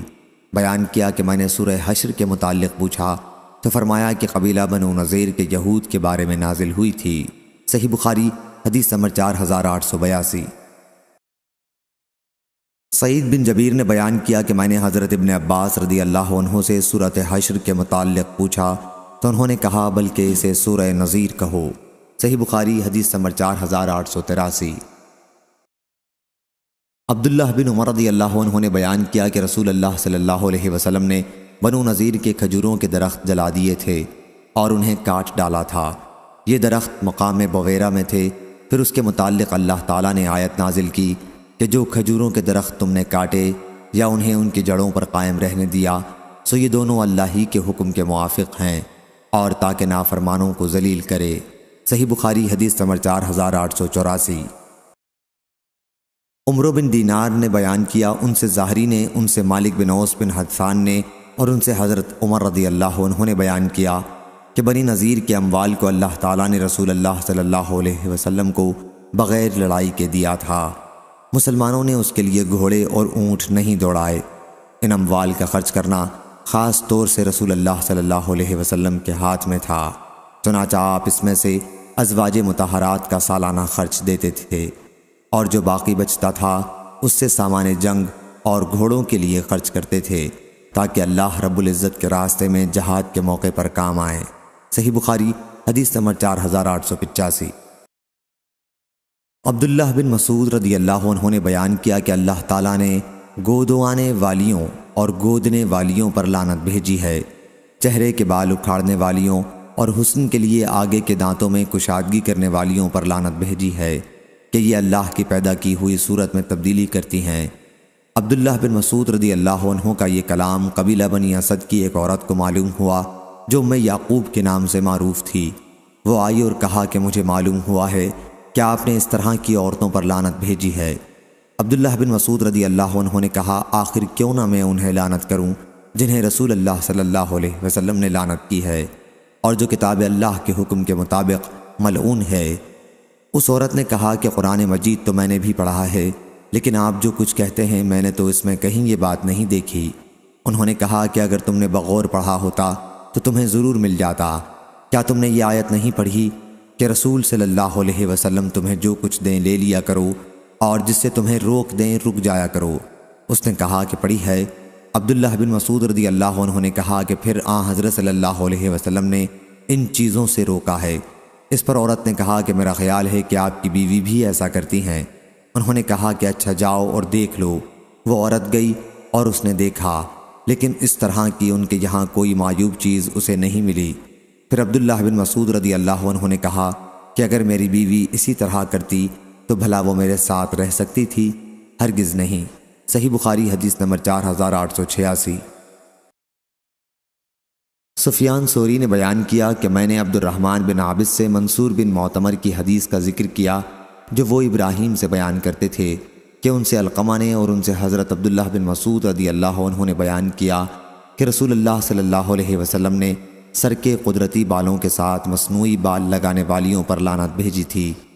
عبد الرحمن بن عابس نے کہا کہ میں نے بھی ام یعقوب نامی ایک عورت سے سنا تھا، وہ حضرت عبداللہ بن مسعود رضی اللہ عنہ سے منصور کی حدیث کے مثل بیان کرتی تھی۔ صحیح بخاری حدیث نمبر 4887۔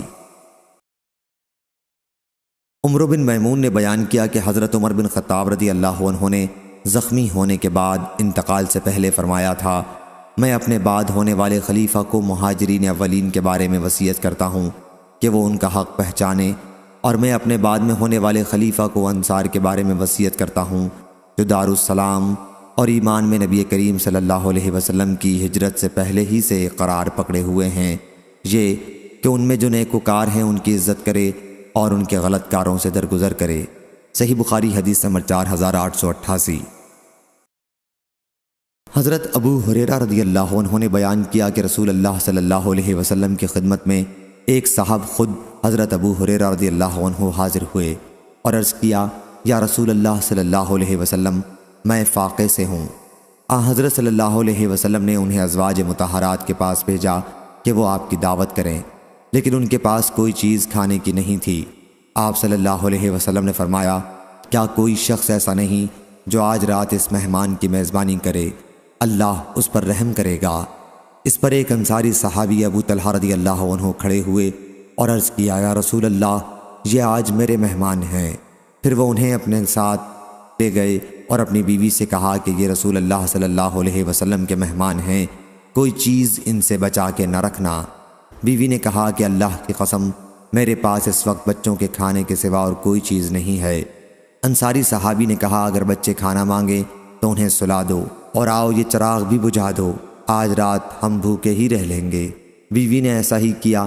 پھر وہ انصاری صحابی صبح کے وقت رسول اللہ صلی اللہ علیہ وسلم کی خدمت میں حاضر ہوئے تو حضرت صلی اللہ علیہ وسلم نے فرمایا کہ اللہ تعالیٰ نے فلاں انصاری صحابی اور ان کی بیوی کے عمل کو پسند فرمایا۔ یا آپ نے یہ فرمایا کہ اللہ تعالیٰ مسکرایا۔ پھر اللہ تعالیٰ نے یہ آیت نازل کی، وَيُؤْثِرُونَ عَلَىٰ أَنفُسِهِمْ وَلَوْ كَانَ بِهِمْ خَصَاصَةٌ، یعنی اور اپنے سے مقدم رکھتے ہیں اگرچہ خود فاقے میں ہی ہوں۔ صحیح بخاری حدیث نمبر 4889۔ حسن بن محمد بن علی نے بیان کیا، انہوں نے علی رضی اللہ عنہ کے کاتب عبید اللہ بن ابی رافع سے سنا، وہ بیان کرتے تھے کہ میں نے علی رضی اللہ عنہ سے سنا، انہوں نے کہا کہ رسول اللہ صلی اللہ علیہ وسلم نے مجھے حضرت زبیر اور مقداد رضی اللہ عنہ کو روانہ کیا، اور جب مقام خاخ کے باغ پر پہنچ جاؤ گے جو مکے اور مدینے کے درمیان تھا تو وہاں تمہیں ہودج میں ایک عورت ملے گی، اس کے ساتھ ایک خط ہوگا، وہ خط تم اس سے لے لینا۔ چنانچہ ہم روانہ ہوئے، ہمارے گھوڑے ہمیں تیز رفتاری کے ساتھ لے جا رہے تھے۔ آخر جب ہم اس باغ پر پہنچے تو واقعی وہاں ہم نے ہودج میں اس عورت کو پا لیا۔ ہم نے اس سے کہا کہ خط نکال، اس نے کہا میرے پاس کوئی خط نہیں ہے۔ ہم نے اس سے کہا کہ خط نکال دے ورنہ ہم تیرا سارا کپڑا اتار کر تلاشی لیں گے۔ آخر اس نے اپنی چوٹی سے خط نکالا، ہم لوگ وہ خط لے کر حضرت صلی اللہ علیہ وسلم کی خدمت میں حاضر ہوئے۔ اس خط میں لکھا ہوا تھا کہ حاطب بن ابی بلتع کی طرف سے مشرکین کے چند آدمیوں کی طرف جو مکے میں تھے۔ اس خط میں انہوں نے حضرت صلی اللہ علیہ وسلم کی تیاری کا ذکر لکھا تھا کہ حضرت صلی اللہ علیہ وسلم ایک بڑی فوج لے کر آتے ہیں، تم اپنا بچاؤ کر لو۔ حضور اکرم صلی اللہ علیہ وسلم نے دریافت فرمایا، حاطب یہ کیا ہے؟ انہوں نے عرض کیا، یا رسول اللہ صلی اللہ علیہ وسلم، میرے معاملے میں جلدی نہ فرمائیں، میں قریش کے ساتھ بطور حلیف زمانہ قیام مکہ میں رہا کرتا تھا، لیکن ان کے قبیلہ و خاندان سے میرا کوئی تعلق نہیں تھا۔ اس کے برخلاف آپ کے ساتھ جو دوسرے مہاجرین ہیں ان کی قریش میں رشتہ داریاں ہیں، اور ان کی رعایت سے قریش مکہ میں رہ جانے والے ان کے اہل و عیال اور مال کی حفاظت کرتے ہیں۔ میں نے چاہا کہ جبکہ ان سے میرا کوئی نسبی تعلق نہیں ہے تو اس موقع پر ان پر ایک احسان کر دوں اور اس کی وجہ سے وہ میرے رشتہ داروں کی مکے میں حفاظت کریں۔ یا رسول اللہ صلی اللہ علیہ وسلم، میں نے یہ عمل کفر یا اپنے دین سے پھر جانے کی وجہ سے نہیں کیا ہے۔ حضرت صلی اللہ علیہ وسلم نے فرمایا، یقیناً انہوں نے تم سے سچی بات کہہ دی ہے۔ عمر رضی اللہ عنہ بولے کہ یا رسول اللہ صلی اللہ علیہ وسلم، مجھے اجازت دیں میں اس کی گردن مار دوں۔ آپ صلی اللہ علیہ وسلم نے فرمایا، یہ بدر کی جنگ میں ہمارے ساتھ موجود تھے، تمہیں کیا معلوم؟ اللہ تعالیٰ بدر والوں کے تمام حالات سے واقف تھا، اور اس کے باوجود ان کے متعلق فرما دیا کہ جو جی چاہے کرو، اور اس کے باوجود ان کے متعلق فرما دیا کہ جو جی چاہے کرو کہ میں نے تمہیں معاف کر دیا۔ عمرو بن دینار نے کہا کہ حاطب بن ابی بلتع رضی اللہ عنہ ہی کے بارے میں یہ آیت نازل ہوئی تھی، یا ایھا الذین آمنوا لا تتخذوا عدوی وعدوکم اولیاء، اے ایمان والو تم میرے دشمن اور اپنے دشمن کو دوست نہ بنا لینا۔ سفیان بن عیینہ نے کہا کہ مجھے اس کا علم نہیں کہ اس آیت کا ذکر حدیث میں داخل ہے یا یہ عمرو بن دینار کا قول ہے۔ ہم سے علی بن عبداللہ مدینی نے بیان کیا کہ سفیان بن عیینہ سے حاطب بن ابی بلتع رضی اللہ عنہ کے بارے میں پوچھا گیا کہ کیا آیت لا تتخذوا عدوی انہی کے بارے میں نازل ہوئی تھی؟ سفیان نے کہا کہ لوگوں کی روایت میں تو یوں ہی ہے، لیکن میں نے عمرو سے جو حدیث یاد کی اس میں سے ایک حرف بھی میں نے نہیں چھوڑا، اور میں نہیں سمجھتا کہ میرے سوا اور کسی نے اس حدیث کو عمرو سے خوب یاد رکھا ہو۔ صحیح بخاری حدیث نمبر 4890۔ عروہ نے خبر دی اور انہیں نبی کریم صلی اللہ علیہ وسلم کے زوجہ مطہرہ حضرت عائشہ رضی اللہ عنہا نے خبر دی کہ رسول اللہ صلی اللہ علیہ وسلم اس آیت کے نزول ہونے کے بعد ان مومن عورتوں کا امتحان لیا کرتے تھے جو ہجرت کر کے مدینہ آتی تھیں۔ اللہ تعالیٰ نے ارشاد فرمایا تھا کہ یا ایھا النبی اذا جاءک المؤمنات، یعنی اے نبی کریم صلی اللہ علیہ وسلم جب آپ سے مسلمان عورتیں بیعت کرنے کے لیے آئیں، ارشاد غفور الرحیم تک۔ حضرت عروہ نے بیان کیا کہ حضرت عائشہ رضی اللہ عنہا نے کہا، چنانچہ جو عورت اس شرط آیت میں مذکور یعنی ایمان وغیرہ کا اقرار کر لیتی تو آن حضرت صلی اللہ علیہ وسلم اس سے زبانی طور پر فرماتے کہ میں نے تمہاری بیعت قبول کر لی، اور ہرگز نہیں، اللہ کی قسم، آن حضرت صلی اللہ علیہ وسلم کے ہاتھ نے کسی عورت کا ہاتھ بیعت لیتے وقت کبھی نہیں چھوا، صرف آپ ان سے زبانی بیعت لیتے تھے۔ کہ آیت میں مذکورہ باتوں پر قائم رہنا اس روایت کے مطابق یونس، معمر اور عبد الرحمن بن اسحاق نے ظاہری سے کی، اور اسحاق بن راشد نے ظاہری سے بیان کیا کہ ان سے عروہ اور عمرہ بنت عبد الرحمن نے کہا۔ صحیح بخاری حدیث نمبر 4891۔ ام عطیہ رضی اللہ عنہا نے بیان کیا کہ ہم نے رسول اللہ صلی اللہ علیہ وسلم سے بیعت کی تو آپ نے ہمارے سامنے اس آیت کی تلاوت کی، اللہ یشرکن باللہ، اللہ کے ساتھ کسی کو شریک نہ کریں گی، اور ہمیں نوحہ یعنی میت پر زور زور سے رونا پیٹنا کرنے سے منع فرمایا۔ حضرت صلی اللہ علیہ وسلم کی اس ممانعت پر ایک عورت خود ام عطیہ رحمۃ اللہ علیہم نے اپنا ہاتھ کھینچ لیا اور عرض کیا کہ فلاں عورت نے نوحے میں میری مدد کی تھی، میں چاہتی ہوں کہ اس کا بدلہ چکاؤں۔ حضرت صلی اللہ علیہ وسلم نے اس کا کوئی جواب نہیں دیا، چنانچہ وہ گئیں اور پھر دوبارہ آ کر حضرت صلی اللہ علیہ وسلم سے بیعت کی۔ صحیح بخاری حدیث نمبر 4892۔ وہب بن جریر نے بیان کیا، کہا کہ ہم سے میرے والد نے بیان کیا، انہوں نے بیان کیا کہ میں نے زبیر سے سنا، انہوں نے اکرمہ سے، اور انہوں نے حضرت ابن عباس رضی اللہ عنہ سے اللہ تعالیٰ کے ارشاد وَلَا يَعْصِينَكَ فِي مَعْرُوفٍ، یعنی اور بھلی باتوں اور اچھے کاموں میں آپ کی نافرمانی نہ کریں گی کے بارے میں انہوں نے کہا کہ یہ بھی ایک شرط تھی جسے اللہ تعالیٰ نے حضرت صلی اللہ علیہ وسلم سے بیعت کے وقت عورتوں کے لیے ضروری قرار دیا تھا۔ صحیح بخاری حدیث نمبر 4893۔ ابو ادریس نے بیان کیا اور انہوں نے حضرت عبادہ بن صامت رضی اللہ عنہ سے سنا، انہوں نے بیان کیا کہ ہم نبی کریم صلی اللہ علیہ وسلم کی خدمت میں حاضر تھے۔ حضرت صلی اللہ علیہ وسلم نے فرمایا کہ تم مجھ سے اس بات پر بیعت کرو گے کہ اللہ تعالیٰ کے ساتھ شریک نہ ٹھہراؤ گے، اور نہ زنا کرو گے، اور نہ چوری کرو گے۔ آپ نے سورہ نساء کی آیتیں پڑھیں۔ سفیان نے اس حدیث میں اکثر یوں کہا کہ آپ نے یہ آیت پڑھی، پھر تم میں سے جو شخص اس شرط کو پورا کرے گا تو اس کا اجر اللہ پر ہے، اور جو کوئی ان میں سے کسی شرط کے خلاف ورزی کر بیٹھا اور اس پر اسے سزا بھی مل گئی تو سزا اس کے لیے کفارہ بن جائے گی۔ لیکن کسی نے اپنے کسی عہد کے خلاف کیا اور اللہ نے اسے چھپا لیا تو وہ اللہ کے حوالے ہے، اللہ چاہے تو اسے اس پر عذاب دے اور اگر چاہے معاف کر دے۔ سفیان کے ساتھ اس حدیث کو عبد الرزاق نے بھی معمر سے روایت کیا، انہوں نے ظاہری سے اور یوں ہی کہا، آیت پڑھی۔ صحیح بخاری حدیث نمبر 4894۔ ابن عباس رضی اللہ عنہ نے بیان کیا کہ میں نے رسول اللہ صلی اللہ علیہ وسلم اور ابو بکر اور عمر اور عثمان رضی اللہ عنہم کے ساتھ عید الفطر کی نماز پڑھی ہے۔ ان تمام بزرگوں نے نماز خطبے سے پہلے پڑھی تھی اور خطبہ بعد میں دیا تھا۔ ایک مرتبہ خطبے سے فارغ ہونے کے بعد نبی کریم صلی اللہ علیہ وسلم اترے، گویا اب بھی میں حضرت صلی اللہ علیہ وسلم کو دیکھ رہا ہوں جب آپ لوگوں کو اپنے ہاتھ کے اشارے سے بٹھا رہے تھے۔ پھر آپ صف چیرتے ہوئے آگے بڑھے اور عورتوں کے پاس تشریف لائے۔ بلال رضی اللہ عنہ آپ کے ساتھ تھے۔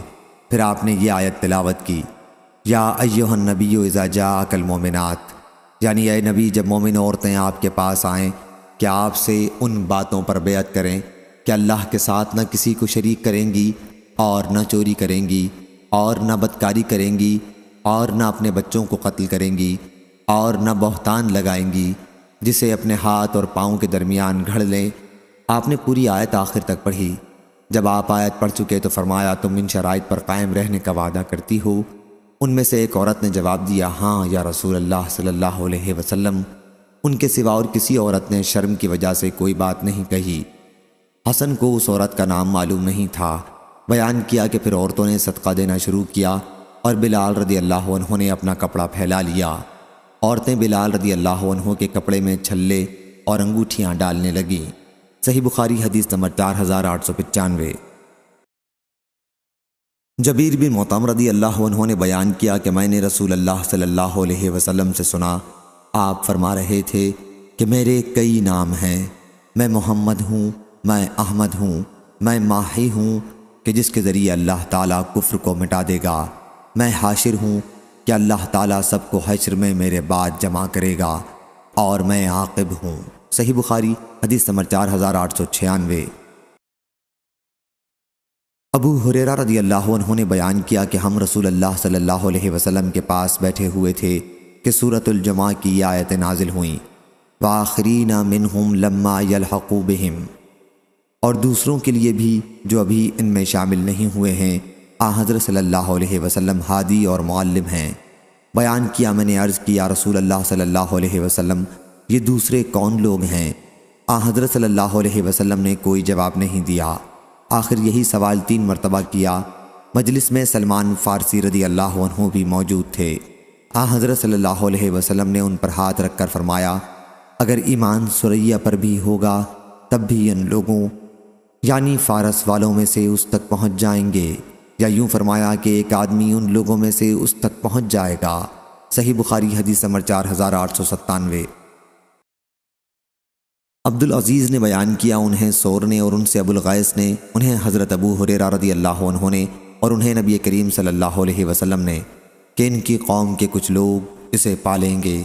صحیح بخاری حدیث نمبر 4898۔ عبدالعزیز نے بیان کیا انہیں سور نے اور ان سے ابو الغیث نے انہیں حضرت ابو ہریرہ رضی اللہ عنہ نے اور انہیں نبی کریم صلی اللہ علیہ وسلم نے کہ ان کی قوم کے کچھ لوگ اسے پالیں گے۔ صحیح بخاری حدیث نمبر 4898۔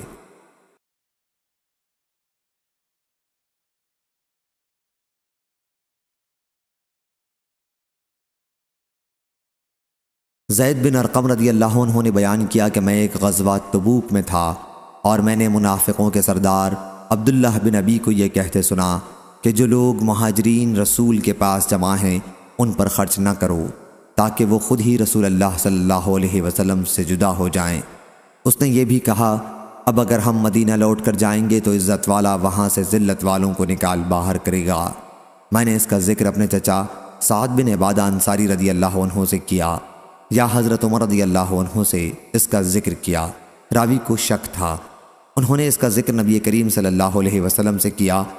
حضرت صلی اللہ علیہ وسلم نے مجھے بلایا، میں نے تمام باتیں آپ کو سنا دیں۔